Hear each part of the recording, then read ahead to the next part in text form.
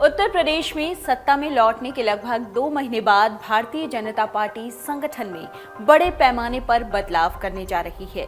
इसमें अध्यक्ष और महासचिव के पदों सहित शीर्ष पदों पर बदलाव शामिल है।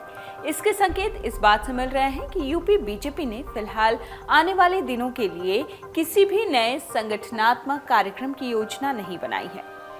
यूपी बीजेपी के सूत्रों के मुताबिक प्रदेश भाजपा के मौजूदा महासचिव सुनील बंसल की जगह जल्द ही कोई नया चेहरा आने की संभावना है। सूत्रों ने कहा है कि राष्ट्रीय स्वयंसेवक संघ बंसल को ओडिशा या दिल्ली में बीजेपी संगठन में स्थानांतरित करना चाहता है, ट्रांसफर करना चाहता है और यूपी में अपना विकल्प खोजने की प्रक्रिया में है।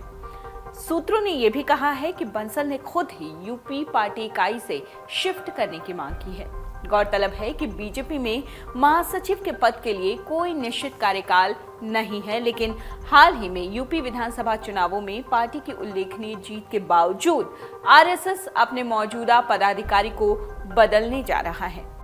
खबरें तो ये भी हैं कि कुछ ही दिनों में बीजेपी अपने नए यूपी अध्यक्ष का ऐलान भी करने वाली है, जिसके बाद आरएसएस नए महासचिव की नियुक्ति करेगा। किसी भी बीजेपी इकाई में महासचिव या संगठन महामंत्री की भूमिका महत्वपूर्ण मानी जाती है, क्योंकि वो पार्टी में आरएसएस द्वारा नियुक्त होते हैं। उन्हें आरएसएस और बीजेपी के बीच की कड़ी के रूप में कार्य करना अनिवार्य होता है। यदि बीजेपी किसी भी राज्य में सत्ता में है तो पार्टी महासचिव को पार्टी सरकार के कोर ग्रुप का हिस्सा होने के दौरान आरएसएस और सरकार के बीच एक संचारक की महत्वपूर्ण भूमिका निभानी चाहिए। योगी आदित्यनाथ के नेतृत्व वाली बीजेपी सरकार और बंसल के बीच ठंडे समीकरण का जिक्र करते हुए बीजेपी के एक नेता ने यह भी कहा कि दोनों पक्षों के बीच लंबे समय से संवाद सुचारू रूप से नहीं हो रहा, इसलिए परिवर्तन की बहुत सख्त जरूरत है। बंसल को 2014 के लोकसभा चुनावों से पहले बीजेपी के शीर्ष नेता और वर्तमान केंद्रीय गृह मंत्री अमित शाह की सहायता के लिए यूपी इकाई में लाया गया था। इससे पहले वो आरएसएस की छात्र शाखा एबीवीपी के प्रचारक थे और शाह के बेहद करीबी माने जाने वाले बंसल ने 2014 में राज्य की कुल 80 लोकसभा सीटों में से 71 सीटों पर और 2017 में विधानसभा चुनावों में पार्टी की जीत में महत्वपूर्ण भूमिका निभाई और खुद को साबित किया। इसके बाद बीजेपी ने 2019 के लोकसभा चुनाव में सपा बसपा रालोद के महागठबंधन को हराया, जीत हासिल की। इसने 2022 के विधानसभा चुनाव जीतकर राज्य में भी सत्ता बरकरार रखी। इस बीच पार्टी ने राज्य में राज्यसभा और विधान परिषद चुनावों में भी जीत हासिल की, यानी शानदार प्रदर्शन किया। मौजूदा यूपी बीजेपी प्रमुख स्वतंत्र देव सिंह को आदित्यनाथ कैबिनेट में जल शक्ति मंत्री के रूप में शामिल किए जाने के साथ ही पार्टी आगामी निकाय चुनाव और इसके मतदाता आउटरीच कार्यक्रमों पर नजर रखने के साथ अपने संगठनात्मक पद को भरने जा रही है।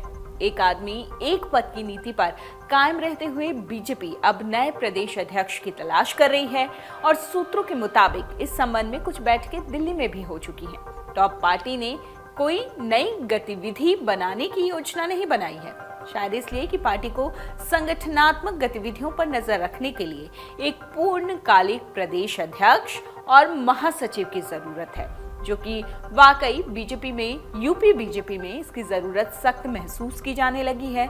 2024 के चुनाव भी पास हैं। इन दोनों शीर्ष पदों पर नए चेहरों की नियुक्ति के साथ ही यूपी बीजेपी की नई कार्यकारिणी का भी गठन किया जाएगा।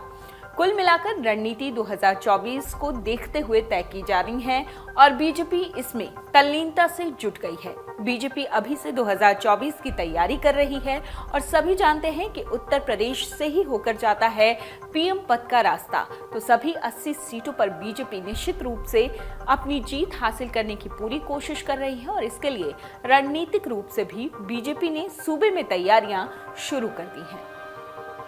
Video desk अमरउजाला.com। डाउनलोड करें अमर उजाला ऐप और पाएं खबरें लगातार।